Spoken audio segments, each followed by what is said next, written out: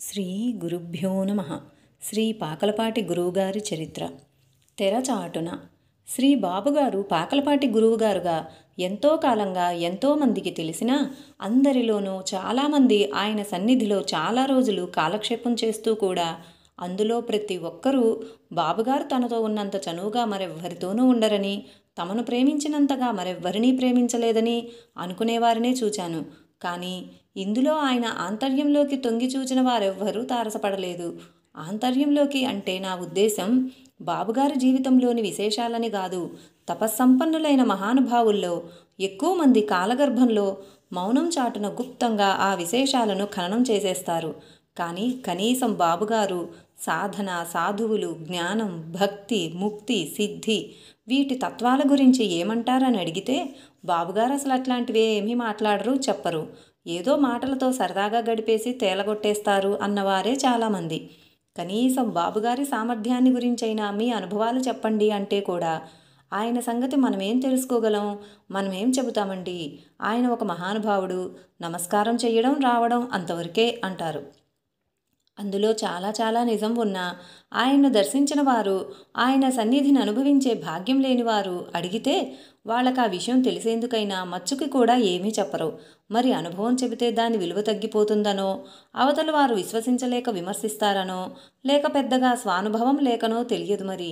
అయినా శ్రీ గురువుగారి గూర్చిన విషయాలు సేకరించడానికి నేను చేస్తున్న ప్రయత్నంలో నాకు చాలా ఆనందాన్ని కలిగించేటంత నిశితంగా, ప్రత్యక్షంగా తాను వినిన, చూచిన విశేషాలను నా ముందు దాపరికం లేకుండా కుమ్మరించి శ్రీ గురువుగారి విషయమై ఆసక్తుల హృదయాలకు ఆనందాన్ని కలిగించిన సోదరుడు శ్రీ వర్మగారు. ఆయన విశాఖపట్నంలో కాల్టెక్స్లో పనిచేసేవారు. ఆయన దగ్గర నేను సేకరించిన విషయమంతా నేనిక్కడ సూటిగా వ్యక్తం చేస్తాను. సోదరులు శ్రీ వర్మగారు మా అగ్రజులైన శ్రీ ఎక్కిరాల కృష్ణమాచార్య గారిని తన గురుతుల్యులుగా భావిస్తూ మాస్టర్ సివివి గారి యోగ సాంప్రదాయంలో తన ఆధ్యాత్మిక జీవనాన్ని సాగిస్తున్న గృహస్థు. శ్రీ బాబుగారు విశాఖపట్నంలోని మా అన్నగారి వద్దకు వైద్యమన్న మిషతో దాదాపు నెలకు 1-2 తడవలు అకస్మాత్తుగా ఏ అర్ధరాత్రో వచ్చి కొన్ని గంటలుండి మందు తీసుకుని తిరిగి కారులో వెళ్ళిపోయేవారు. బాబుగారిని గురించి వినిన వర్మగారు కూడా బాబుగారిని దర్శించాలని చాలా ఉబలాటపడ్డారు. కానీ ఏదో విధంగా తటస్థపడలేదు. వర్మగారు కృష్ణమాచార్యులు గారింటికి వచ్చి వెళ్ళిపోయిన కొద్ది నిమిషాలకు గురువుగారు రావడమో, లేక గురువుగారు వచ్చి వెళ్ళిపోయిన కొద్ది నిమిషాలకు వర్మగారు రావడమో జరిగేది. అట్లా సుమారు 6 మాసాలు గడిచింది. ఆ తర్వాత అకస్మాత్తుగా బాబుగారి కృప వల్ల వర్మగారు బాబుగారి ఆశ్రమానికి వెళ్ళి దర్శించడానికి అవకాశం కలిగింది. అక్కడ శ్రీ గురువుగారితో ఒక రోజు గడపడం కూడా జరిగింది. ఆ రోజున వర్మగారు ఆనందంతోనూ భక్తితోనూ శ్రీ గురువుగారి పాదాలు ఒత్తుతుండగా వర్మగారికి వింతైన దృశ్యం ఒకటి బాగా కళ్ళకు కట్టేలా దర్శనమైంది. కొన్ని లక్షల మంది కాగడాలతో ఒక పెద్ద పర్వతాన్ని ఎక్కుతున్నట్లు. ఆ దృశ్యం వర్మగారికి ఆనందమూ ఆశ్చర్యమూ కలిగించింది.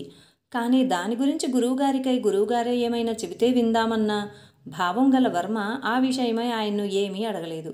పైగా కొత్త వల్ల ఎక్కువ బెరుకుతోనూ బిడియంతోనూ గడిచిపోయింది. రోజంతా సన్నిధి దొరికిందంతే చాలు అన్నట్లుంది ఆయన సంతోషం. అసలు ఈ ప్రయాణం కూడా వర్మగారికి ఎట్లా కలిగిందో ముందు చూద్దాం. ఒకసారి వర్మగారు ఆఫీసులో 15 రోజులు సెలవు పెట్టి విశాఖపట్నంలోనే ఉన్నారు. ఆ సమయంలో బాబుగారి అనుచరుడుగా ఆయనకు సేవ చేస్తూ ఎక్కువ తరచుగా ఆయన్ను దర్శించే చిట్టిబాబుగారు సుబ్బారాయుడుపేటలో ఉంటారు. వచ్చి శ్రీ గురువుగారు ఆ రోజు కొండల్లోని లోపల గ్రామాల్లోకి వెళ్తున్నారని చెప్పారు.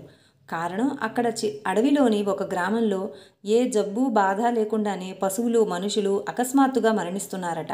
దానికి ఒక పీడ లేక శక్తి కారణం అయి ఉంటుందని తేల్చి ఆ ఊరి జనం శ్రీ గురువుగారిని వాళ్ళ ఊరు వచ్చి ఆ పీడను తమ శక్తితో తొలగించి జనాన్ని కాపాడమని ప్రార్థించారు. అందుకు అంగీకరించిన శ్రీ గురువుగారు ఆ ఊరిలో ఆయన జరపవలసిన కార్యక్రమానికి కావలసిన సామానులు, తన భోజనానికి, టిఫిను, కాఫీలకు కావలసిన వస్తువులు సుమారు 1 వారానికి సరిపోయేవన్నీ చీటీ వ్రాయించి దుకాణానికి కబురు చేసి తెప్పించి వాటితో సహా ఆ అటవీ గ్రామాలకు బయలుదేరనున్నారు. ఈ వార్తను చెప్పిన శ్రీ చిట్టుబాబు గారు వర్మగారు సెలవు మీదున్న సంగతి విని శ్రీ గురువుగారికి దర్శనానికి రావచ్చును కదా అని సూచించారు. అక్కడే ఉన్న శ్రీ ఎక్కిరాల కృష్ణమాచార్య గారు కూడా శ్రీ వర్మను ఆ పుణ్యపురుషుని సన్నిధికి వెళ్ళవలసిందిగా ప్రోత్సహించారు. ఆ మరుసటి రోజే వర్మగారు, చిట్టిబాబు గారు, నర్సీపట్నం చినబాబు గారు, ఒక పురోహితుడు కలిసి నర్సీపట్నం నుంచి బయలుదేరి మధ్యాహ్నం 12:30 భీమసింగిలోని శ్రీ గురువుగారి ఆశ్రమానికి చేరారు. ఆ మరుసటి దినమే అందరం పై చెప్పిన గ్రామానికి ప్రయాణమని గురువుగారు తెలియజేశారు. అసలు ఆ రోజే అనుకున్న ప్రయాణం ఎవరో ఆర్తులు భక్తులు దర్శనార్థం వస్తున్నారని గురువుగారు వాయిదా వేసినట్లు తర్వాత తెలిసింది. వర్మగారికి సిగరెట్ తాగే అలవాటు, కానీ శ్రీ గురువుగారి సన్నిధిలోనూ ఆశ్రమంలోనూ ఉన్నాం గదా అని ఆయన సంకోచిస్తున్నప్పుడు శ్రీ గురువుగారు ఆయనకు ఒక సిగరెట్ ఇచ్చి, వర్మబాబు సిగరెట్ కాల్చుకోండి, ఇది మీ సొంత ఇల్లు, మీరు బిడియంగా కొత్తగా భయంగా ఉండనవసరం లేదు, మీరు బాగా స్వేచ్ఛగా ఉండాలి అన్నారు. వర్మగారు సరేనని అప్పటినుంచి భయం విడిచి అది తన సొంత ఇల్లుగానే మెలగసాగారు. ఇక రానున్న వారి గురించి ప్రసంగం వచ్చింది. గురువుగారు వారందరికీ మంచి రుచికరమైన పిండి వంటలతో భోజనాలు ఏర్పాటు చేస్తున్నారు. అట్లా ఎందుకు చేస్తున్నారో చెబుతూ మానవుని మనస్తత్వం గురించి, అందులోనూ పట్టణాల్లో నగరాల్లో నేటి సమాజంలో జీవించే వారిని గురించి చెబుతూ మాటల్లో అన్నారు. ఇక్కడ అడవిలో కొండల్లో జీవించే ఈ చెంచులకు అక్కడి మీ మనుషులకు అదే వ్యత్యాసం. వీళ్ళు ఋషి సాంప్రదాయం కలవారు, ఋషి సంతానమేనని చెప్పవచ్చు. వీరికసలు కోరికలే లేవు, వీరికేమీ కావలసింది లేదు, నిత్య తృప్తులు. వారిని ధనంతో ఎవ్వరూ మభ్యపెట్టలేరు, మంచితనానికి ప్రాణమిస్తారు. అయితే అడవి జాతుల్లో కొన్ని జాతులు మళ్ళీ ఇంత నిజాయితీగా ఉండరు. అందుకే నాకు వీళ్ళ మధ్య ఉండడం అంటే ఇష్టం. అక్కడ మీ జనం మధ్య కంటే కూడా. ఆ రోజు దర్శనార్థులు వచ్చి శ్రీ గురువుగారిని సేవించి కొద్దిసేపు ఉండి తిరిగి వెళ్ళిపోయారు. ఆ మరుసటి రోజు శ్రీ గురువుగారు వెళ్ళవలసిన గ్రామం నుంచి సుమారు 40 మంది మనుషులు వచ్చారు. కారణం, తన అవసరాల దగ్గర నుంచి అక్కడ ఆయన జరపబోయే కర్మకాండ వరకు కావలసిన వస్తువులన్నీ కూడా తన ఆశ్రమం నుంచే తీసుకుపోవాలన్న నియమం గల వ్యక్తి ఆయన. బియ్యము, కూరగాయలు, వంటపాత్రలు అన్నీ ఆ జనాన్ని మోసుకురమ్మన్నారు. అదంతా చూచి వర్మ ఆశ్చర్యంతో, గురువుగారు ఇవన్నీ ఇక్కడి నుంచి ఇంత దూరం ఇంతమంది చేత మోయించుకుపోవడం దేనికి, అక్కడ దొరకవా అన్నారు. అందుకు గురువుగారు, అట్లా కాదు వర్మబాబు, అదంతా ముందు ముందు మీకే అర్థమవుతుంది. ఎవరికైనా మనం ఆధ్యాత్మిక శక్తితో ఏదైనా సహాయం చెయ్యాలంటే, అంటే ఆ విధంగా వాళ్లను వాళ్ళ కర్మ నుంచి విముక్తులను చెయ్యాలంటే మనం వాళ్ళ నుంచి కొంత సేవను, శరీర కష్టాన్ని స్వీకరించవలసి ఉంటుంది అన్నారు. ఉదయాన్నే 7 గంటలకల్లా అందరికీ పలహారం పెట్టించి 7:30 అందరినీ బయలుదేరదీశారు. శ్రీ గురువుగారి మంచాన్ని తలక్రిందులుగా తిప్పి మేనాగా అమర్చారు. ఆయన అందులో తీసుకురావడానికి 16 మంది సిద్ధమయ్యారు. కారణం, బయలుదేరాక ఆయన ఆగమంటే తప్ప ఎక్కడా ఏ పరిస్థితుల్లోనూ మేనా ఆపకూడదు. అది గురువుగారి పద్ధతి. ఎంత రాజసం! మోసేవాళ్ళు బ్రతకాలా చావాలా, వాళ్ళు మాత్రం మనుషులు గారా? తనను ఎంత గౌరవిస్తే మాత్రం ఆయన మరీ కఠోరంగా వాళ్ళ భక్తి విశ్వాసాలను వాడుకోవడమా అనిపించడం సహజం. నిత్య జీవితంలో బాధలో ఉన్న సాటి మనిషి గురించి ఒక్కసారి కూడా సహాయపడటానికి కష్టాన్ని ఓర్చలేని మన మనస్సులకు నిశితంగా పూర్వాపరాలు చూస్తే గానీ అర్థం కాదు. ఇటువంటి మన విమర్శ, ఒకటి ఆయన శక్తి స్వభావం గురించి ఏమీ తెలియకపోవటం వల్ల, 2 ఆయనకు జరిగే సత్కారాన్ని చూచి ఓర్వలేక మాత్రమే మనలో బయలుదేరుతుందని. తక్కిన ముగ్గురికి 3 గుర్రాలు ఏర్పాటయ్యాయి. అంటే మన వర్మగారికి అశ్వారోహణ యోగం సిద్ధించిందన్నమాట. అన్నీ సిద్ధమైనా కూడా గురువుగారు అప్పటిదాకా తొందర చేసిన వారు అట్లానే మంచం మీద కూర్చుని ఆయన సరిగ్గా ఏ క్షణాన బయలుదేరుతారో తేలని విధంగా నిమిషాలు గడుపుతున్నారు. కొంతసేపటికి అకస్మాత్తుగా లేచి బయలుదేరారు. ఆ బయలుదేరిన ఆకస్మికత చూస్తే ఏదో మానవాతీతమో లేక దివ్యమో అయిన ఆదేశం ఆయన ఆంతర్యంలో స్పందించగానే బయలుదేరినట్లుంది. వర్మగారిని అక్కడున్న 3 గుర్రాల్లోనూ చిన్నదాని మీద ఎక్కవమని గురువుగారు ఆదేశించి తాను మేనా ఎక్కుతూనే అందరినీ తక్షణం బయలుదేరమని తొందర చేశారు. పరివారంతో అంతా బయలుదేరి అడవి బాటన ప్రయాణం సాగించారు. వర్మగారు గుర్తించిన మొదటి విశేషం ఏమంటే, దారి పొడుగునా సుమారు ప్రతి 5 ఫర్లాంగులకి ఒక పల్లె ఉంది. గురువుగారు వారి ఊరు మీదుగా వెళ్తున్నట్లు అప్పుడే అన్ని ఊళ్ళ వాళ్ళకి ఎలా తెలిసిందో గాని, మేనా వాళ్ళ ఊరు సమీపించకముందే వారు నీటి కడవలతో ఆ దివ్యమూర్తి దర్శనార్థం నిరీక్షిస్తున్నారు. అక్కడే ఒక చిన్న వేదికల వంటివి కూడా ఏర్పాటు చేశారు. అక్కడికి రాగానే గురువుగారు మేనా దిగి తిన్నగా ఆ వేదిక మీదకు వెళ్ళి నిలబడి ఆకాశం కేసి చూస్తుంటారు. ఆ ఊరిలోని జనమంతా కడవల్లో నీళ్లు తెచ్చి ఆయనకు పాద ప్రక్షాళనం చేస్తారు. ఇట్లా దారి పొడుగునా ప్రతి ఊరిలోనూ జరుగుతున్నది. గురువుగారి పట్ల వారికున్న భక్తి విశ్వాసాలకు వర్మగారు ఆశ్చర్యచకితులయ్యారు. తమ పవిత్ర హృదయాలను ఆ గురుచరణాల మీద అంకితం చేసుకుని ఏ కోరిక లేక వారి దర్శనమే తమను పవిత్రం చేస్తుందన్న విశ్వాసం, కృతజ్ఞతలతో వాళ్లంతా చేతులు జోడించి ఆప్యాయతతో రాకరాక వాళ్ల మధ్యకొచ్చిన తండ్రిని తనివితీరా చూసుకునే బిడ్డల వలె ఉన్న వాళ్ల ముఖాలు చూస్తుంటే హృదయం ద్రవించి ఆయనకు కళ్ళనీళ్ళొక్కటే తరుగైనాయి. అసలు ఈ ప్రపంచంలో మానవజాతిలో అటువంటి ప్రతిఫలం కోసం ఆశించని ప్రేమ విశ్వాసాలు ఇంకీ ఉన్నాయా అని ఆశ్చర్యం కలిగింది వర్మగారికి. నిజమే, సరిగా ఆలోచిస్తే గురువుగారు వాళ్ళ భక్తి ప్రేమలకు అంత పాత్రులు ఎలా అయినారో ఊహించడం కష్టం. వారు పట్టణ వాస్తవ్యులులాగా ఉద్యోగాలకు సిఫార్సులు కోరరు. ఐహికంగా వారు కోరుకునేందుకు కూడా వాళ్ళ నిత్య జీవితాల్లో ఏదీ లేదు. పోనీ 4 మెట్ట వేదాంత మాటలతో గురువుగారు ఆ అమాయకుల బుర్రలను తలక్రిందులు చేసి ఉంటారా అంటే వారికి ఆ మాటలే అర్థం కాని నిరక్షరులు. పోనీ యోగి పుంగవులుగా వారికి పోజుగొట్టారా అంటే గురువుగారికి జటలు, కమండలం, విభూతి, రుద్రాక్షలు, పాదుకలు ఉండవు. తెల్లటి గ్లాస్కో చొక్కా, ధోవతి, చేతికి వాచి, చక్కటి క్రాఫింగు, కాళ్లకు బూట్లు, చేతిలో సిగరెట్లు. ఓ పెద్ద జమీందారులా ఉంటారు గురువుగారు. పోనీ వారికి డబ్బులిచ్చి లోబరుచుకుంటారా అంటే అదీ లేదు. బాబుగారికి ఆస్తి లేదు, ఉద్యోగము లేదు. నేను బాబుగారికి ఇంత డబ్బిచ్చానన్న ప్రాణి ఒక్కడూ లేడు. ఎవరైనా అనాయాచితంగా పైకం ఆయన ముందు సమర్పణగా ఉంచినా అది వెంటనే వారే తిరిగి తీసుకోవాల్సిందే. ఇంకా ఆయనకు తోస్తే వచ్చిన వానికి ప్రయాణపు ఖర్చు కూడా అప్పుడు ఇప్పించేవారు. కొట్లో తను కొన్న సరుకులన్నింటికి, గుడ్డలుతికిన చాకలికి, పట్టణాలకు వచ్చినప్పుడు ట్యాక్సీ ఛార్జీ అన్నీ స్వయంగా ఆయనే చెల్లించేవారు. పోనీ చెంచులకి మంచి మంచి పదార్థాలు తినబెట్టి లోబరుచుకుంటారా అంటే వాళ్ళకి ఆయన దర్శనం లభించడమే మహాభాగ్యం. అంతేకాదు, తన ఆశ్రమానికి వచ్చిన వారికి, తనతో ప్రయాణం చేసేవారికి కూడా గురువుగారు తాను భోజనం ఏర్పాటు చేయించడమే కానీ మరో విధంగా పంపటం లాంటివి కూడా లేదు. ఏ తుపాకులతోనో క్రూర మృగాల నుంచి వాళ్లను రక్షించి వాళ్ళ కృతజ్ఞతకు పాత్రులవ్వటానికి వారి దగ్గర తుపాకీయే ఉండదు. కానీ ఊరి మీద పులిపడి గొడ్లను చంపుతుంటే గురువుగారికి మొరపెట్టుకుంటే ఇంక రాదులే, భయం లేదు, వెళ్ళు అంటారు. అంతే, ఇంకా పులి రావటం అంటూ జరగదు. ఎటు చూచినా ఏ భౌతికమో ప్రాపంచికమో అయిన కారణం అంతమంది జనాన్ని అంత పరిపూర్ణంగా అంతకాలం అంతటి భక్తులుగా చేయలేదు. మన ప్రపంచంలో అయితే మొక్కితే వ్యాపారంలో లాభాలు వస్తాయనో, చేసే దుర్మార్గులకు విధించబడ్డ శిక్షలు తొలుగుతాయనో, పదవులు వస్తాయనో, కనీసం కానుకల రూపంలో వచ్చే పైకం కొంతైనా హస్తగతం కాకపోతుందా అనో జనం మోగుతారు, మోసపోతారు. అనతి కాలంలో వారి కోరికలు తీరకపోగానే ఆ స్వామినే దూషిస్తారు. ఇటువంటి ఏ వికారాలు లేని వాళ్ల భక్తి ఆ అడవిలోని చెట్లలా దట్టంగా, నిత్య కళ్యాణం పచ్చతోరణంగా, అక్కడ ప్రవహించే సెలయేళ్లలా స్వచ్ఛంగా, అక్కడున్న పర్వతాల్లా ఉన్నతంగా, అచలంగా, అక్కడుండే వన్యమృగాల్లా, పువ్వుల్లా సహజంగా, ఆ భూమిలో ఉండే కందమూలాల్లా నిగూఢంగా ఉంటుంది. ఋషి సంతతి అని గురువుగారు ఇందుకే అంటూ ఉండేవారు. గురువుగారికి గౌరవం, సత్కారం లాంటివే కావలసి వస్తే ఆయన్ను నెత్తిమీద పెట్టుకుని ఊరేగించేటంత ఆశ్రితులు, భక్తులు, అటు కలెక్టర్లు, మినిస్టర్లు దగ్గర నుంచి ఇటు కాలేజీ ప్రిన్సిపాల్స్ వరకు, అటు మహాధనికులైన వర్తకుల దగ్గర నుంచి ఇటు బస్సులో కండక్టర్లు, డ్రైవర్లు, క్లీనర్ల దాకా ఎంతోమంది ఉన్నారు. కానీ గురువుగారు ఎంతసేపు అడవిలోని ఆశ్రమాల్లో ఆ చెంచుల మధ్య నివసించడానికే ఇష్టపడేవారు. ఆ చెట్లు, ఆ వన్యమృగాలు, ఆ ఆటవికులు, అవి ఇచ్చిన నిష్కళంక భక్తి, ప్రేమలు ఆయనకిక్కడ పల్లపు ప్రాంతాలలో మన మధ్య కనిపించలేదు కాబోలు. ఆ విధంగా ప్రయాణం పల్లెల్లోంచి కొనసాగింది. అయితే కొన్ని పల్లెల దగ్గర గురువుగారు మేనాను ఆపమనలేదు.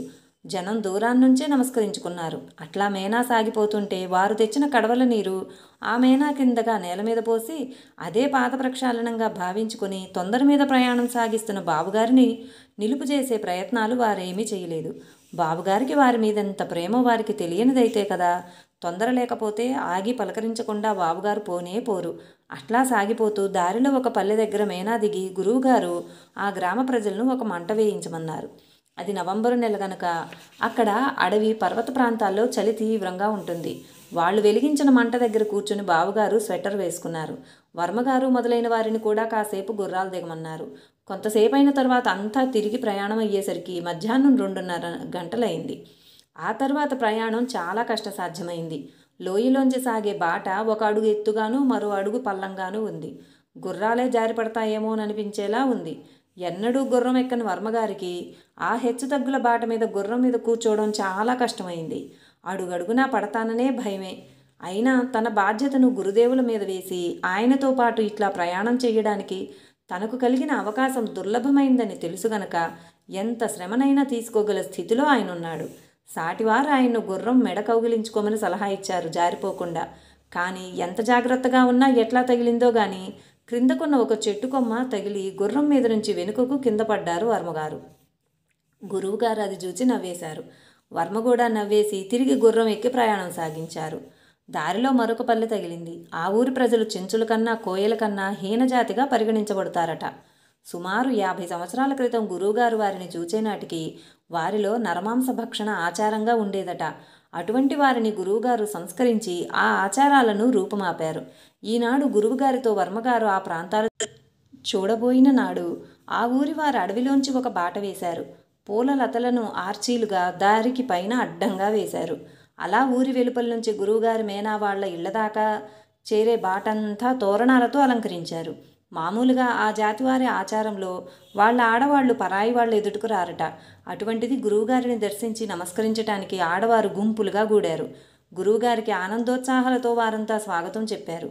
గురువుగారు కూడా ఎంతో ప్రేమతో నిండిన నయనాలతో వాళ్ల భక్తి ప్రేమలకు బదులు చెబుతూ తాను తిరిగి వచ్చేటప్పుడు ఆగుతానని, ఇప్పుడు తొందర పని మీద వెళుతున్నానని చెప్పి తనకు మేనా మోసేందుకు 6 మనుషులు కావాలని చెప్పారు. తర్వాత తనతో వస్తున్న వారికి కాఫీ తెమ్మన్నారు గురువుగారు. ఆ ఊరివారు వంటకు కావలసిన సామాగ్రి పొయ్యి ఇచ్చారు. గురువుగారు పరివారంలోని వంటల స్వామి అందరికీ కాఫీ చేసి ఇచ్చారు. కాఫీలు అయ్యాక ఊరిలోని ఒక్కొక్కరు మనిషికి 2 నారింజ పండ్ల చొప్పున అందరూ గురువుగారికి పండ్లు సమర్పించారు. వర్మగారిని ఆటలు పట్టించడానికో ఏమో గురువుగారు ఊరి వారందరికీ వర్మగారిని విశాఖపట్నం నుంచి వచ్చిన గురువుగారు అని పరిచయం చేశారు. అంతే, ఆ జనం అంతా వచ్చి వర్మగారికి దండలు వేశారు, పండ్లు ఇచ్చారు. ఆయన గురువుగారిని కాదు, గురువుగారు చెప్పిన గురువుగారితో వచ్చిన గురువుగారిని. అంతా బయలుదేరేసరికి పండ్లతో గంపలు నిండిపోయాయి. అయినా ఆ ఊరి ఆచారంలో అట్లా ఇచ్చినవి కూడా తీసుకోకపోతే చులకన చేసినట్లట. అందుకని ఊరు దాటిపోయేదాకా తీసుకుపోయి ఆ తర్వాత అక్కడక్కడ ఒక్కొక్క పండు జారవిడుస్తూ భారం తగ్గించుకొని ఆ తర్వాత గ్రామంలో జరగనున్న సత్కారాలను స్వీకరించుకునేందుకు సావకాశం కల్పించుకున్నారు. ఆ తర్వాత మరో పల్లె చేరేసరికి మధ్యాహ్నం 3 గంటలైంది. ఆ ఊరివారు గురువుగారిని పూలదండల్లో ముంచెత్తేశారు. వారట్లా ఆయన్ను గౌరవించి పరవశలవుతుంటే వారిని చూస్తూ ప్రేమను, ఆశీర్వచనాన్ని వారిపై కురిపిస్తున్న గురువుగారి ముఖం వింతైన అలౌకిక తేజస్సుతో కరిగించిన బంగారు వన్నెలు విరజిమ్మింది. ఆ తర్వాత అక్కడి నుంచి సుమారు 3 లేక 400 గజాల దూరంలోకి వర్మగారిని తీసుకువెళ్ళి గురువుగారు ఒక రమణీయమైన ప్రకృతి దృశ్యాన్ని చూచి ముగ్ధుడవుతున్న వర్మగారితో ఇలా అన్నారు: నేను బర్మా చూచాను, ఇంకా చాలా ప్రదేశాలు చూచాను, కానీ ఇంతటి ప్రకృతి సౌందర్యం, ఇంత అందమైన దృశ్యం నేను ఎక్కడా చూడలేదు. ఇప్పుడు మనం నిలిచి ఉన్నది సరిగ్గా వింధ్య ప్రాంతానికి నడిబొడ్డు. ఇదే దండకారణ్య మధ్యం. శ్రీరాముడు సంచరించినదంతా ఈ ప్రాంతమే. ఇక ఈ ప్రాంతం చూచావు గనక ఇంక ఏ ప్రదేశాలు పవిత్రమైనవి కానీ రమణీయమైనవి కానీ నీవు చూడనవసరం లేదు. అటువంటి ప్రదేశం ఇది. ఈ మాట చెబుతున్న గురువుగారి దృష్టి ఏనాటివో తమ స్మృతుల్నే తిరిగి చెప్తున్న వారిలా ఉంది. ఆ ముఖం, మాట చూస్తుంటే ఆ మాటలు విన్న వర్మగారికి వెంటనే ఒక భావ పరంపర మిదిలింది. మొదట విశాఖపట్నంలో కృష్ణమాచార్య గారు ప్రతివారము చేసే సంస్కృత భారత ప్రసంగంలో అరణ్యపర్వం చదువుతుంటే ఒక సన్నివేశంలో ఇలా ప్రస్తావించబడి ఉంది: సరిగ్గా ఎక్కడ మామూలు అరణ్యం మాత్రమే స్థూలనేత్రాలకు గోచరిస్తూ ఉండి అదే చోట ఒక దివ్య దృష్టికి మాత్రమే గోచరమయ్యే ఒక ఋష్యాశ్రమం ఉంది. ధౌమ్యుడు, ధర్మరాజు మాత్రమే ఆ ఆశ్రమాన్ని వాళ్ల జ్ఞానదృష్టితో చూడగలిగి గౌరవంతో పాదరక్షలు కాళ్లనున్నవి విడిచేస్తారు. అది జ్ఞాపకం వచ్చి వర్మగారు గురువుగారిని అడిగారు: నిజంగా అలాంటి ఆశ్రమాలు చర్మచక్షువులకు అగోచరంగా ఉంటాయా, లేక కేవలం కవి కల్పించినవేనా అని. ఇప్పుడు మనం సాగుతున్నది సరిగ్గా అట్లాంటి ఆశ్రమ ప్రాంతమే బాబు అన్నారు. అట్లాంటి ఆశ్రమాలు ఉండే మాట వాస్తవమే అయితే అందరికీ వాటిని దర్శించడం సాధ్యపడదు. అయితే బాబుగారు, నేను కూడా చూడటానికి వీలు పడదా? ఇంకా ఆ మాటలకు గురువుగారు బదులు చెప్పక మౌనం వహించడం కానీ, లేక అది తిను ఇది తిను అంటూ మనస్సును మరో విషయంలోకి మళ్లించడం కానీ చేశారు. ఇది గురువుగారి అలవాట్లలో ఒకటి. అది నాకు అనుభవం ఉంది. ఆయన చెప్పదలుచుకోని విషయం గురించి మనం అడిగితే మాట్లాడరు. అంతే, ఎన్నిసార్లు అడిగినా ఏమిటి అని ప్రశ్న విని మౌనం వహిస్తారు. లేకపోతే చిరునవ్వు నవ్వి ఏమిటో అంటారు. అదీ కాకపోతే మనల్ని ఇంకొక మాటలతో మాయ చేసి మరిపిస్తారు. అంతేగాని అది నీవు అడగకూడదు, నేను చెప్పను అని మాత్రం అన్నరు. తిరిగి మళ్ళీ ప్రయాణం సాగుతుంటే దారిలో అక్కడక్కడ అడవి మధ్యలో ముగ్గులు వింత వింతగా వేసి ఉండటం వర్మగారు చూచి తోటివారిని అడిగారు అదేమిటి అని. అప్పుడు వాళ్ళు చెప్పారు, ఆ అడవిలో మంత్రాలు నేర్చిన వారు చాలామంది ఉన్నారని, ఈ ముగ్గులు వాళ్ళు ఎవరి మీదో వారి మంత్రాలను ప్రయోగం చేయడానికి వేసినవని. ఆ దారికి ఒక ప్రక్క ఎత్తైన పర్వతం, రెండో పక్క లోయలో నది ఉన్నాయి. దానికి తోడు కన్ను పొడుచుకున్నా ఏమీ కనిపించనంతటి చీకటి. ఉన్నట్లుండి గురువుగారు అకస్మాత్తుగా వర్మగారిని గుర్రం దిగి కొంత దూరం నడిచి రమ్మన్నారు. అట్లానే వర్మగారు కొంత దూరం నడిచేటప్పటికీ ఆ దారికి అడ్డంగా ఎత్తైన మరొక పర్వతం కనిపించింది. గురువుగారు చేరవలసిన ఊరు సరిగ్గా ఆ పర్వతానికి వెనుక ఉంది. దారి కొండను చుట్టి కానీ ఆ ఊరు చేరదు. మేనా మోసేవారు తాము ఆ కొండనెక్కి దాటడం కష్టమని కొండను చుట్టి కానీ ఆ ఊరు చేరడానికి గురువుగారు అనుమతిని కోరారు. గురువుగారు అందుకు ఒప్పుకున్నారు. ఆ బోయిలు చాలా వేగంగా నడవడం వల్ల శ్రీ వర్మగారు అంత వేగంగా నడవలేకపోయినందువల్ల గురువుగారి బృందం చాలా ముందుకు వెళ్ళిపోయారు. శ్రీ వర్మగారు ఆయన బృందం వారు 5గురు చాలా వెనుకబడ్డారు. ఇంతలో ఆ బృందంలోని ఒకడు, మనం ఈ పర్వతం ఎక్కి దాటితే బాగుంటుంది, తొందరగా చేరవచ్చు అన్నాడు. వర్మగారు సరేనన్నారు. అట్లాగే ఎంతో కష్టంతో 150 గజాల కొండనెక్కారో లేదో చలి, విసురుగాలి, సన్నని జల్లు ప్రారంభమయ్యాయి. వారితో కూడా ఉన్న ఒక పెట్రోమాక్స్ లైటు ఆరిపోయింది. దానికి తోడు ఆ బృందంలోని వంటస్వామికి దృష్టిమాంద్యం ఉన్నది. పురోహితుడు పిరికివాడు కూడా.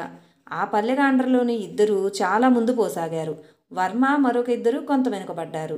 ఇంకెంత దూరం పోవాలి అని అడిగారు వర్మగారు. ఎంతో లేదు, 2 మైళ్ళు ఉంటుంది అన్నాడు ఆ పల్లెవాడు.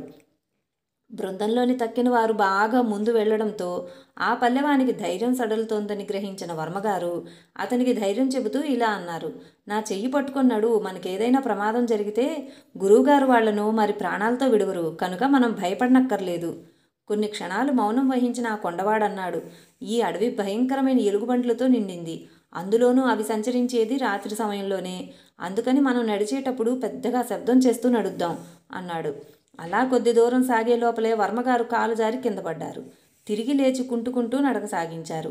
ఒక్క క్షణం వర్మగారికి కూడా ఆ కారు చీకట్లో అడవిలో నడుస్తుంటే ధైర్యం సడలింది. కానీ ఆయన తిరిగి ముమ్మారు తన గురువు మాస్టర్ సివివి గారిని స్మరించారు. వెంటనే బాట కొంచెం వెలుగుతో కనిపించింది. మరికొంతసేపటికి చల్లటి నీటి బొగ్గలో దిగి నడవలసి వచ్చింది. ఆ ప్రాంతం బాగా బురదగా కూడా ఉన్నది.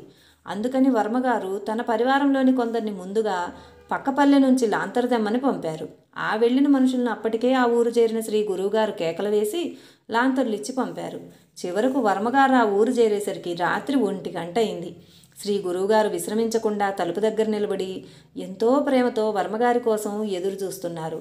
వర్మగారికే తర్వాత వింతగా తోచిన మార్పు ఒకటి ఆయన మనసులో కలిగింది.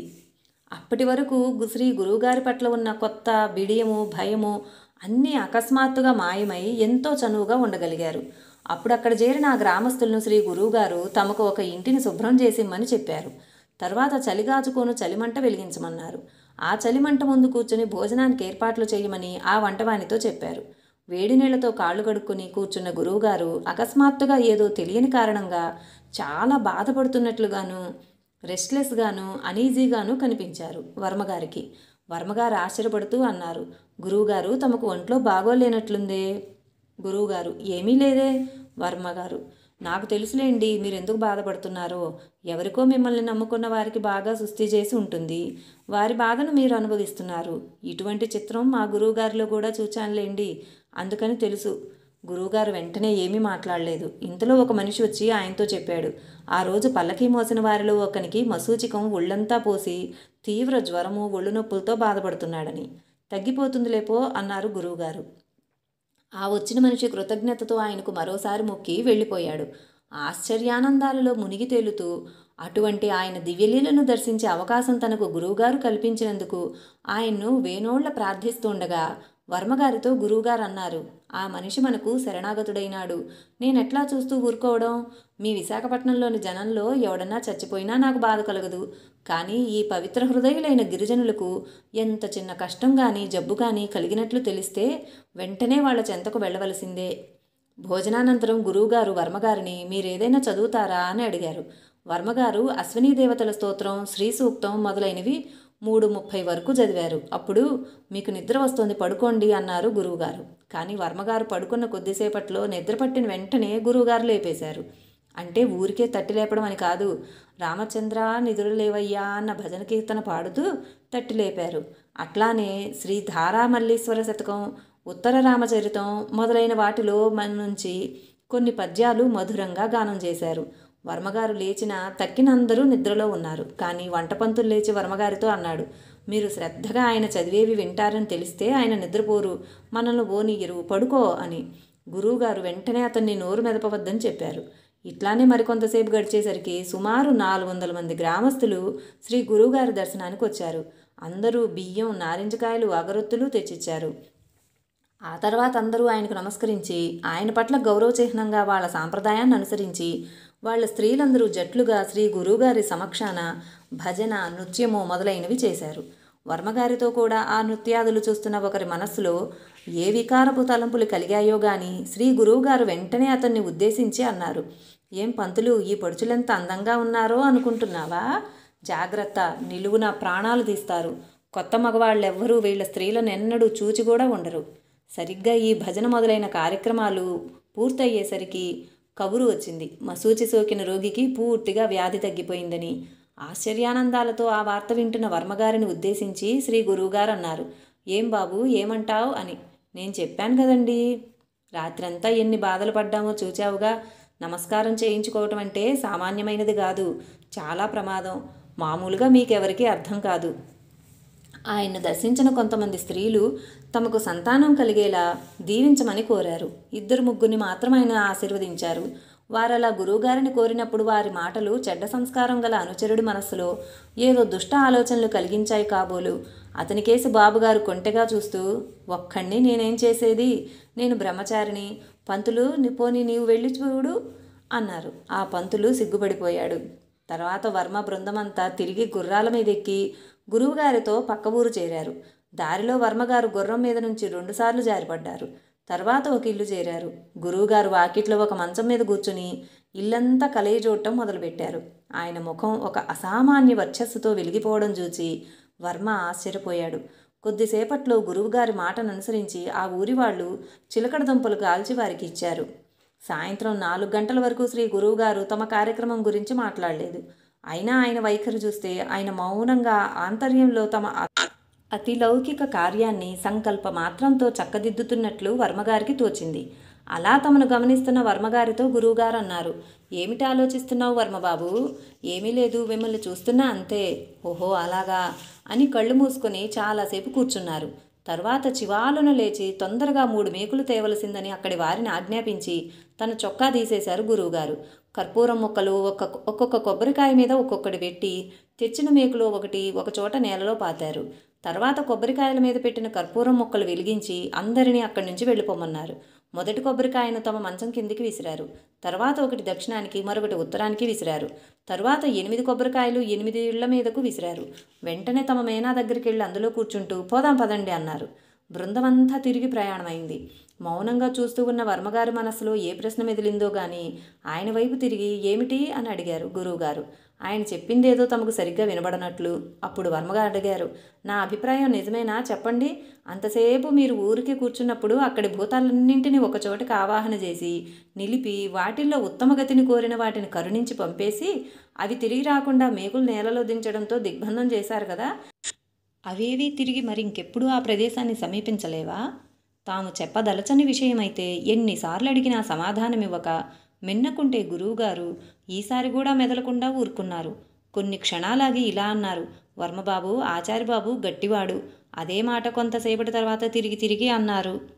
ఆ తర్వాత 9 గంటలకల్లా తిరిగి బస చేరారు బృందమంతా. ఆ తర్వాత యథావిధిగా భోజనాలయ్యాయి. ఊరివారంతా గురువుగారి గౌరవార్థం ఆటలు పాటలతో కాలం గడిపారు.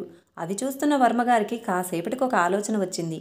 ఈయన ఏమేమో చేస్తున్నారు, నాకు అర్థం కావడం లేదు, కానీ నాకేమీ బోధించడం లేదే అని ఆయనకు అలానే కునుకు పట్టింది. కొంతసేపటికి గురువుగారు ఆయన్ను నిద్రలేపి, అలా బయటికి పోయి చూచిరా, అయితే ఈ ఆవరణం దాటి దూరం పోవద్దు, పులి తిరుగుతోంది అన్నారు. వర్మగారు ఇంతలో లఘుశంకకు బయటకు వెళుతుండగా తిరిగి గురువుగారు అన్నారు, గురువు మాట ఉల్లంఘించకూడదు. తిరిగి వచ్చిన వర్మ గురువుగారిని అడిగారు, అయ్యా, మేము కొండ మీద దారి తప్పినట్లు మీకు తెలుసా? తెలుసన్నట్లు చిరునవ్వుతో తల ఊపారు గురువుగారు. అయితే అలా ఎందుకు జరగనిచ్చారు? నీకేమీ ప్రమాదం జరగదు కదా. తిరిగి ఇద్దరూ మౌనంలో మునిగిపోయారు. వర్మగారికి నిద్ర ముంచుకొస్తోంది. కళ్ళు ఎంత తెరిచి ఉంచుదామన్నా మూతపడుతున్నాయి. అలా కునుకు పట్టిన కొన్ని నిమిషాలకు గురువుగారు మళ్ళీ పిలిచారు, వర్మబాబు నిద్రపోతున్నావా? అవును అన్నారు వర్మ కొంచెం విసుగ్గా. నిద్రపోతే పురుషుడే కాడు, ఎవడైనా సరే. పురుషుడంటే ఎవరో తెలుసా? తెలీదు. అయితే నేను చెబుతానుండు. ఎప్పుడూ నిద్ర అసలు పోనివాడే పురుషుడంటే. ఎత్తైన పర్వతం, దాని శిఖరాన ఒక ఆశ్రమం ఉందనుకో. అందులో ఒక ఋషి కూర్చుని క్రింద లోయలోకి చూస్తున్నాడనుకో. క్రింద ప్రవహిస్తున్న 3 సెలయేళ్లను తాను పైనుంచి ఒకేసారి ఎలా చూడగలడో, అలానే నిద్ర, మెలకువ, స్వప్నావస్థలు మూడింటిని వాటికి అతీతంగా తానుండి వాటి చేత తాకబడక వాటిని గుర్తించగలవాడెవడో వాడే పురుషుడంటే. లేనివాడు పురుషుడు కాదు. అయితే గురువుగారు, మీరు నిద్రపోరా? కొంచెం కొంటెగా చనువుగా అడిగారు వర్మగారు. మీదాకా ఎందుకు? నేనొక్క సన్యాసిని కూడా చూడలేదు నిద్రపోని వాడిని. నిద్రపోయే మనిషి మనిషే కాడు, పడుకునే గుర్రం గుర్రము కాదు. బాబు, నేను నిద్రపోయి 40 ఏండ్లు దాటిపోయిందంటే నమ్ముతావు? అంటూ వెంటనే సంభాషణ మళ్లించి, నన్ను మీరు యవ్వనంలో చూచి ఉండవలసింది. వంట పాత్రలు, సామాన్లు అన్నీ ఒక సైకిల్కి కట్టి అది నడిపించుకొని కొండకు అడ్డం పడి పైకెక్కి ఆ శిఖరాన కావలసినంత కాలం ఉండి చివరికి అన్నింటినీ తీసుకుని దిగిరావడమే. అప్పటి దేహకాంతి జనానికి వింతగా తోచేది. రాత్రిళ్ళు కొండ మీద నేను సంచరిస్తుంటే దూరానున్న పల్లెవాళ్లకు నా దేహం కొండ మీద పెట్రోమాక్స్ దీపంలా వెలుగుతూ కనిపించేదట. వర్మగారు, మీరు చెప్పిన యోగస్థితి, నిద్రను జయించే స్థితి నాకెప్పుడైనా వస్తుందంటారా? గురువుగారు, వస్తుంది. కానీ పతంజలి మహర్షి చెప్పిన యమనియమాలు అభ్యసించాలి. అదంతా గురుకటాక్షం వల్ల వస్తుంది. అంతవరకు జన్మలుంటాయి. అయితే ఎప్పుడు బాబు నాకు ఆ స్థితి కలిగేది? అది అడగవద్దు. నీ చేత నేను చేయిస్తాను. చూడు, చెయ్యెత్తి ఆశీర్వదిస్తున్నాను. నీకు తిరుగులేదు. నీవు అమెరికా వెళ్తావు. నీకు సమస్తం వస్తుంది. అంతా మీ దయ, ఆచార్యబాబు గారి దయ. ఎప్పుడు ఆచార్యబాబు మాట వింటుండు. తర్వాత వర్మ గురువుగారి పక్కనే కూర్చుని ఉన్నారు. ఊరి ప్రజలంతా వచ్చి తండోపతండాలుగా గురువుగారి పాదాలు తాకి నమస్కరించి వెళ్ళారు. అది చూస్తూ ఆశ్చర్యానందాలను పొందుతున్న వర్మగారితో అన్నారు గురువుగారు, నేను వింధ్య ప్రాంతంలో ఎక్కడ తిరుగుతున్నా ఇలానే జరుగుతుంది. అందుకే నేను బస్తీలకెన్నడూ రాను. వీళ్ళందరికీ దేవునికి అగరొత్తి పెట్టడం నేనే నేర్పాను. వీళ్లలో కొన్ని జాతులకు నరమాంస భక్షణ, అందుకోసం నరహత్య అలవాటు ఉండేది. అది నేనే తొలగించాను అంటూ తన అలవాటు ప్రకారం అకస్మాత్తుగా లేస్తూ, ఇక పోదాం అన్నారు గురువుగారు. వర్మకు ఎక్కడికో అర్థం కాలేదు. తర్వాత తెలిసింది. ఆ ఊరి ప్రజలు ఆలయం నిర్మిస్తున్నారని, దానికోసం గురువుగారు నవరత్నాలు తెప్పించారని, ఆ క్షేత్రానికి చేరగానే పంతులు గారిని మంత్రం చదవమని, ఆ నవరత్నాలను గుంటలో స్థాపించి ఒక మొక్కను అందులో పాతి రాయి అడ్డుపెట్టి దానిమీద ప్రమిద దీపం పెట్టారు. తర్వాత ఆ జనంతో అన్నారు, మీరిక ముందు ఏ కష్టాలొచ్చినా సరే మీరు ఈ దీపం చుట్టూ చేరి వాటిని ఈ దీపంతో చెప్పుకోండి. దానిమీద పందిరి కప్పి రోజు అందులో భజనలు చేయండి. ఇది రామాలయం అంటూ వెలిగించిన కర్పూరం ముద్దను ఆలయానికి అన్ని వైపులా విసిరారు. ఆ తర్వాత గురువుగారు స్థిమితంగా కూర్చుని ఒక డైరీలో తనకు నిత్యం ఉన్న అలవాటు ప్రకారం శ్రద్ధగా ఏదో రాస్తున్నారు. వ్రాయడం అయ్యాక వర్మ అడిగారు, గురువుగారు, మీరు డైరీలో ఏమేం రాస్తారు అని. ఏముంది, నేను ఇవాళ చేసిన పనులు, ఏ వ్యక్తులను కలుసుకున్నాను, వారికి నాకు గల సంబంధం ఏమిటి, నేను చేసిన ఆలయ ప్రతిష్టాపనల టైము. ఇలా మీరు ఎన్ని ఆలయాలు స్థాపించారు ఇంతవరకు? సుమారు 900 పైనుంటాయి బాబు. వర్మ, మరి ఊళ్ళన్నీ ఏదో ఒకనాడు ఏ మహాత్ముడి నివాసం వల్లనో అభివృద్ధి అయ్యి తర్వాత నగరాలుగా అవుతాయంటారే. మీరు కూడా ఈ ప్రతిష్టాపనలు చేయడంలో అంతటి మహత్కార్యాన్ని దృష్టిలో ఉంచుకొని చేస్తున్నారనుకుంటానే.